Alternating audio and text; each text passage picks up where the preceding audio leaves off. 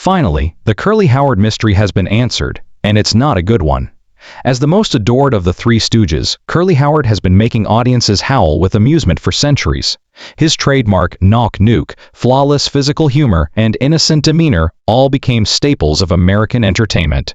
However, Columbia Pictures put a lot of effort into keeping the public unaware of the awful reality that lay beneath that brilliant comedy performance. The devastating truth about Curly Howard's life and career is being revealed today, facts that change the way we think about those timeless comedies that we have loved for decades. Curly's real life is very different from the joyful clown he played on TV, with his secret health problems, studio exploitation, untreated mental illness, and drinking that contributed to his death. The most unsettling aspect is how completely his anguish was hidden from his devoted followers, resulting in a myth that endures to this day. Your perspective on those iconic Stooges shorts will be forever altered by what you're about to discover, which exposes the harsh reality of some of comedy's most well-known routines and the brutal exploitation of a guy who sacrificed everything to make America laugh. One of Hollywood's most effective lies is the disconnect between Curly Howard's public persona and private life.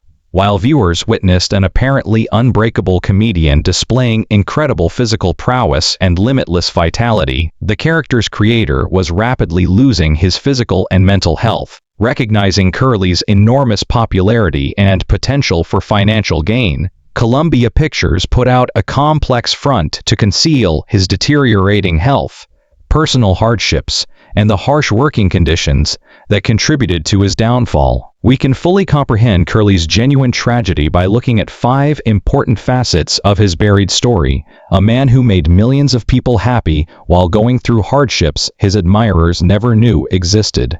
Let's reveal the truth about Curly Howard's life and career that has been meticulously hidden. Revelations that change the way we think about one of the most recognizable characters in comedy. First, fans are unaware of how quickly his health deteriorated. Most people associate Curly Howard's health issues with the stroke he suffered in 1946, which essentially put an end to his Three Stooges career. However, the terrible truth is that Curly's physical degeneration started much earlier, and Columbia Pictures purposefully kept this from the public while still forcing him to work through an increasingly demanding production schedule. Curly was just in his early 30s by the middle of the 1930s, and he was already dealing with major health problems that would have prevented most performers from performing. He battled obesity that varied greatly as he tried different crash diets, acquired dangerously high blood pressure, and suffered from persistent exhaustion that made even simple motions difficult in between takes.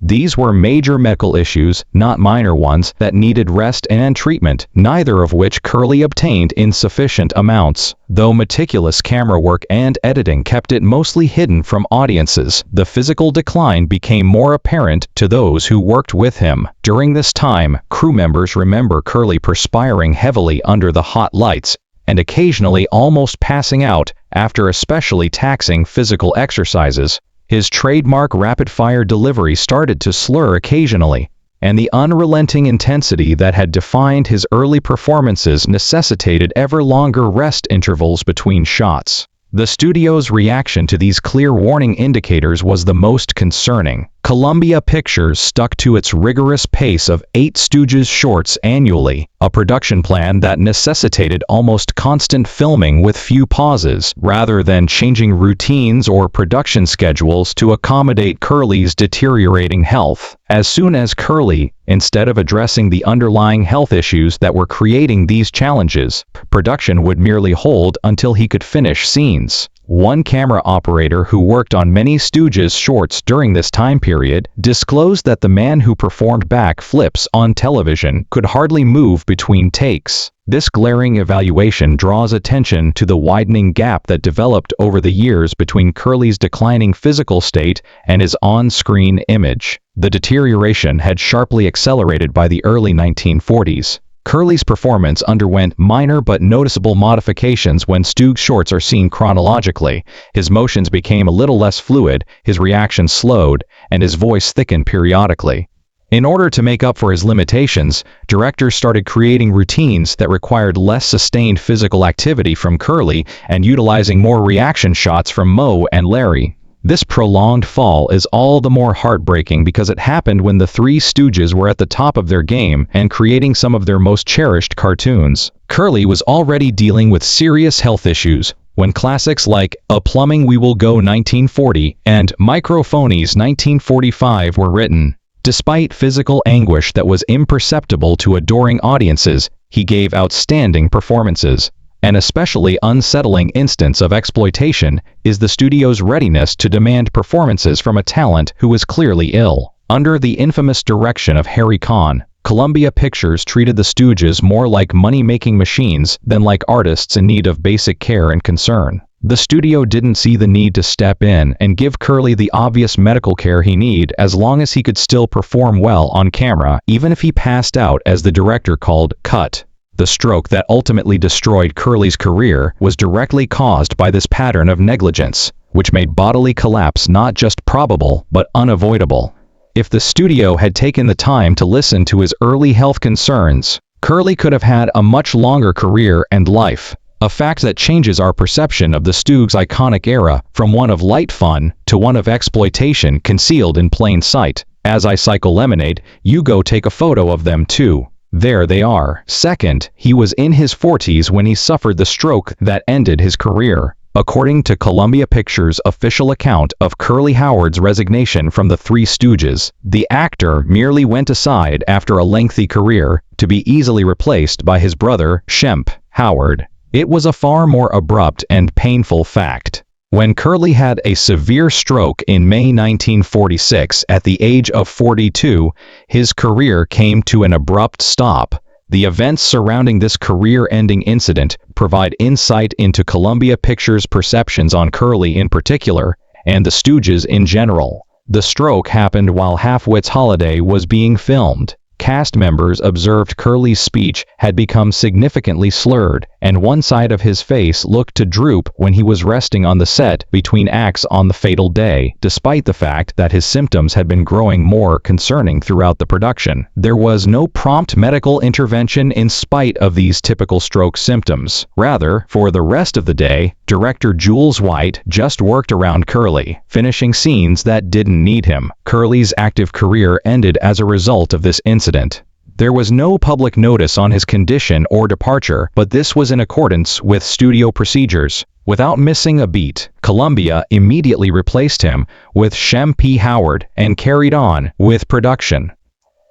In 1947, viewers saw Curly simply vanish without any explanation, to be replaced by a new Stooge who made no mention of the shift or its reason. According to a film historian who has done a great deal of research on the Stooges' career, the most adored of them disappeared, and no one informed the public why. This silence was a reflection of Columbia's talent management strategy, which views artists as replaceable components rather than as unique people whose fans may be interested in or concerned about their health. The system's callousness is best illustrated by the way the studios handled Curly's stroke. Executives in Columbia were already figuring out how to carry on with the lucrative Stooges series without Curly while he lay in the hospital, starting what would be a challenging recuperation. With the least amount of disturbance to their production schedule, there was no public appreciation for his years of service, no retirement ceremony, and not even a news announcement announcing his departure or providing an explanation for Shemp's unexpected entrance. For Curly, the stroke signaled the start of a terrible physical deterioration that would last for the next 6 years of his life. In addition to the end of his career, his speech was impacted by the first stroke, which left his left side largely paralyzed. Severe impairments for a physical comedian whose work relied on timing his words and movements. Curly would never be able to rejoin the Stooges as a regular performer, even though he made a partial recovery in the months after the stroke. His one and only cameo in the 1947 short Hold That Lion was a poignant reminder of how badly his health had declined. A half-bald Curly without his trademark shaved head makes an appearance as a sleeping train passenger in this fleeting vignette. Fans who knew him were thrilled by the moment, but it hurts to watch knowing that he has a problem. The stroke had a noticeable effect on his face. His characteristic vigor diminished to a ghost of his previous performances. The fact that Curly suffered a stroke at the young age of 42 emphasizes how much his health had suffered as a result of his Stug profession. This was a middle-aged man whose body had been overworked from years of rigorous physical comedy under ever tougher circumstances, not an old performer nearing the end of his working life. The fact that he experienced this career-ending incident when he was just in his early 40s changes the way we perceive the cost of Curly's work and the accountability Columbia Pictures had for pushing him to the brink. Third, he might have suffered from unidentified mental disease. Over the years, Curly Howard's physical health troubles have at least partially been acknowledged, but his psychological difficulties, which may have amounted to undetected mental illness that plagued him throughout his adult life, have gotten much less attention. Curly exhibited behavioral patterns that were compatible with disorders such as severe depression or bipolar disorder, according to biographers, family members, and close friends who have examined his personal documents and conversations with others who knew him. Those who worked directly with Curly reported experiencing extreme mood fluctuations that didn't seem to be related to the outside world. Sometimes, he would show up at the studio in a frantic state, talking quickly, pulling practical jokes, and exhibiting the youthful excitement that worked so well on television. On other days, he would seem extremely melancholy, reclusive, uncommunicative, and showed a deep grief that perplexed coworkers used to his more vivacious demeanor. It was a genuine laugh. According to a family member who saw these mood swings firsthand, the pain was the reason behind them. The dualism that defined Curly's emotional life is encapsulated in this observation. The true happiness he was able to feel and communicate coexisted with equally true moments of mental anguish. The way that these difficulties interacted with Curly's professional responsibilities is what makes them especially noteworthy. No matter how he felt on any given day, he had to perform consistently due to the Three Stooges short's rigorous production schedule. Curly was expected to play the ebullient, exuberant role that fans adored, despite having what may have been depression spells. This created a psychological burden that probably made his underlying problem worse. As Curly's brother and fellow Stug, Moe Howard was in a unique position to notice these trends. He later admitted in private talks that it frequently took a lot of work to keep Curly's on-screen character while his brother was going through difficult times.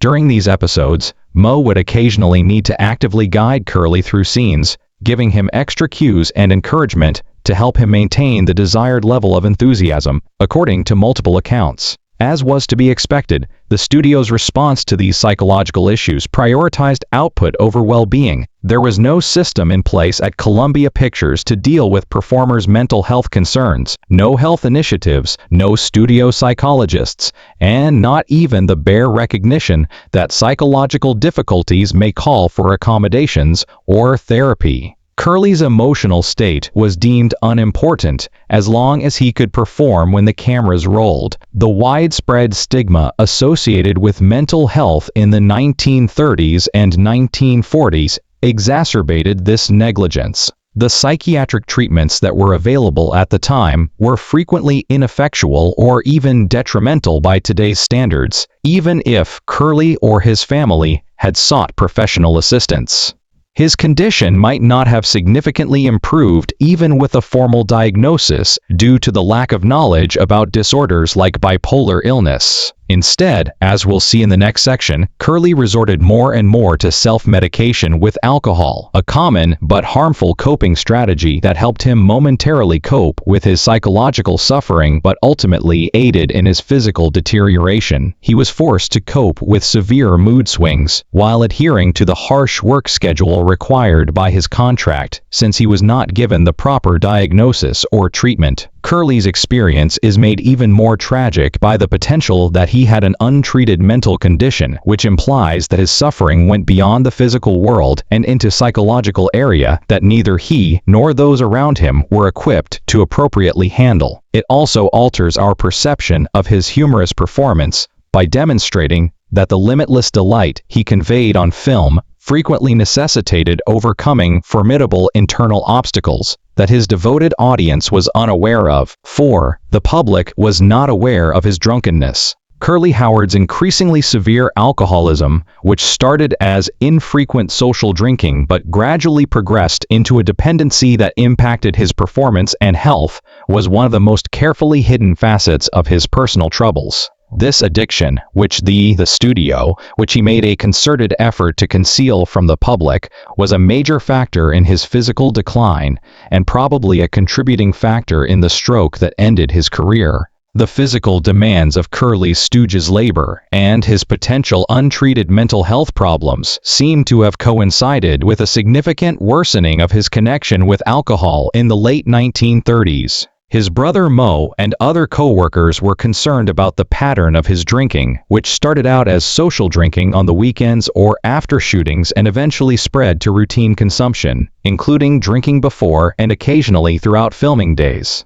One crew member who frequently worked on Stooge's productions at this time said, "They let him drink himself to death as long as the reels kept turning." This direct evaluation perfectly sums up the studio's strategy for dealing with Curly's developing addiction, which was acknowledged in secret but never formally addressed as long as he was still able to perform when needed. The most unsettling part of this scenario was how Curly's alcoholism occasionally directly affected the filming process. There were times, especially in the years before his stroke, when Curly would show up on set clearly drunk, according to several reports from crew members and other actors. The production crew would just accommodate his ailment rather than delaying filming or dealing with the root cause. Curly's performance is sometimes compensated for by Mo and Larry, and other times sequences are changed to need less conversation or accuracy from him. As the brother and de facto leader of the Stooges, Mo Howard was in the awkward position of both supporting and controlling Curly's addiction. According to some reports, Mo would physically position Curly for some shots, holding him there for a short while before taking over when Curly was too inebriated to hit his targets reliably. The major health problem that was developing in front of everyone was not addressed by this intervention, which only let filming to go on. Curly's drunkenness and Columbia Pictures' treatment of him perfectly capture the predatory studio culture of the time. Executives perceived his addiction mostly as a possible threat to production schedules and profits, rather than as a medical emergency that needed to be treated. Instead of offering assistance or therapy, they devised workarounds that made it possible to shoot despite Curly's illness. This ruthless attitude also permeated public relations. Curly's public character as a cheerful comedian, whose on-screen antics mirrored his true nature, was meticulously constructed by the studio's PR department. Any indication of his alcoholism was routinely left out of interviews, press releases, and public appearances. Other justifications, typically alleging minor illnesses or scheduling issues, were promptly offered when his drinking occasionally resulted in missed appearances or other public incidents. This alcoholism's untreated effects were terrible and foreseeable. Curly's weight swings and his already worrisomely high blood pressure were both made worse by alcohol, which led to a vicious cycle of deteriorating physical condition. More importantly, alcohol's effects on the cardiovascular system probably made him more susceptible to stroke, which may have contributed to his final cerebrovascular accident in 1946. One of the most concerning elements of Curly's narrative is the studio's readiness to take performances from a performer who was becoming more and more dependent on alcohol without offering any significant intervention. It changes the way we think about those iconic Stooges shorts by showing that a man battling addiction was performing some of comedy's most cherished routines while surrounded by a system that prioritized his output over his well-being. 5. No one discusses the sorrow of his latter years. The public's understanding of Curly Howard's tale essentially concludes with his 1946 split from the Three Stooges. According to popular belief, he just stopped performing and had a tranquil life until his passing in 1952. But Columbia Pictures and even many Stooges historians have mostly ignored the tragic epilogue that emerges from the truth of his last years. A time of extreme pain, institutional disregard, and slow deterioration that contrasts sharply with his colorful on-screen image. Due to his pre-existing health issues and the limited medical choices available at the time, Curly had a challenging rehabilitation process after his first stroke in 1946. He never fully recovered, but he did regain some function. He still has speech problems and is largely paralyzed on his left side. For a man whose identity and livelihood had been based on verbal timing and physical comedy, these disabilities were heartbreaking. When it became apparent that Curly could no longer perform in Stug's shorts, Columbia Pictures essentially threw their former star out rather than helping him get through this trying time. He had to rely mostly on family support and quickly depleting assets to cover his continuous medical expenditures because the studio that had made tremendous profits from his skill for more than 10 years offered little assistance. Curly's inability to accept his new constraints added to the financial hardship. Family reports state that he first thought he would fully recover and resume performing, but this optimism progressively waned as his condition did not improve. His recuperation and general health were further complicated by spells of severe depression brought on by this understanding. About a year after his stroke, in 1947, Curly wed Valerie Newman for the third time. In the early stages of his recuperation, this relationship offered some steadiness. However, the marriage became more and more strained as his health continued to deteriorate. Eventually, Valerie was forced to take on the responsibilities of a full-time caretaker instead of a wife, which caused a great deal of stress in their marriage. In July 1948, Curly experienced a second severe stroke that was much more damaging than the first, which further exacerbated his decline. Since his illness now required more medical care than could be given at home, this event signaled the start of his institutional care phase. Curly spent the last 4 years of his life alternating between nursing homes and hospitals, which was a stark contrast to the glitz and glamour he had known during his prime. He gave them everything. They left him with nothing, noted a caretaker as Curly was nearing the end of his life. The essential inequity of Curly's predicament is encapsulated in this severe judgment. Curly was a performer who made millions of dollars for Columbia Pictures, but he is now mostly forgotten by the industry that took use of his talents and is now living in basic care facilities. The second stroke had a profound impact on Curly's speech and comprehension, making it more difficult for him to communicate with family and caregivers. This loss of verbal facility was a particularly cruel turn of events for a man whose razor-sharp comedic timing had once delighted millions. The physical decline during this time was accompanied by an equally distressing cognitive decline. Moe Howard, who frequently provided financial support from his own earnings, paid frequent visits to his brother during this time, revealing the extent of Curly's decline.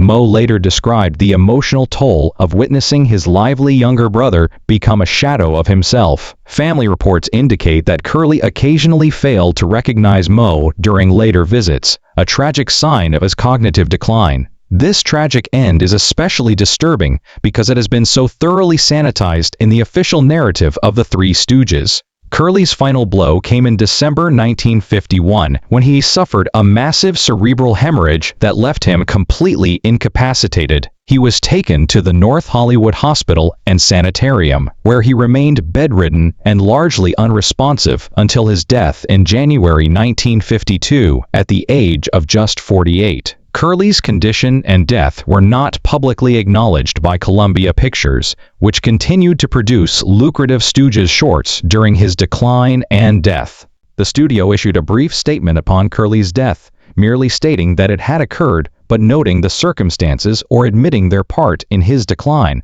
By analyzing the truth of this time period, we not only honor Curly's full story, but also acknowledge the human cost of entertainment in a time when performers were treated as disposable commodities rather than artists deserving of dignity and care. This sanitized version of Curly's last years has largely remained in public memory, allowing fans to enjoy Stug's shorts without having to face the unsettling reality of what happened to the man who brought Curly to life. The price of laughter. Together, the 5 facets of Curly Howard's hidden story paint a disturbing picture that compels us to reevaluate not only his personal tragedy, but the entire entertainment system that made it possible. Curly Howard was not just a comedian with health issues, he was a vulnerable person taken advantage of by a studio that put profit before people's well-being, driven to the brink of physical and mental collapse, and his decline was methodically concealed from the public that loved him. A pattern of institutional neglect and exploitation that directly contributed to Curly's premature death at the age of 48 can be seen in his severe health problems, untreated mental health struggles, enabling of alcoholism, abrupt career-ending stroke, and tragic final years. Columbia Pictures maximized the value of his extraordinary talent while offering little support for his well-being, creating circumstances that made physical collapse not just possible, but inevitable. The most unsettling aspect of this exploitation is that it was done in full view, with viewers unaware that they were witnessing a man in physical and mental anguish. Curly's laughter came at a great personal cost, one that he paid with his happiness, his health, and eventually his life. Although nothing can take away from Curly Howard's extraordinary talent or the joy he brought to millions, admitting the truth about his exploitation honors the full truth of his life and legacy. Behind the brilliant physical comedy and perfect comic timing, there was a man suffering in ways his audience never suspected, pushed beyond human limits by a studio system that valued profit over people. Think of the actual Curly Howard the next time you hear the recognizable "Nuke Nuke Nuke." Not only the comic genius who made America laugh, but the weak person who deserved far more than the system provided him.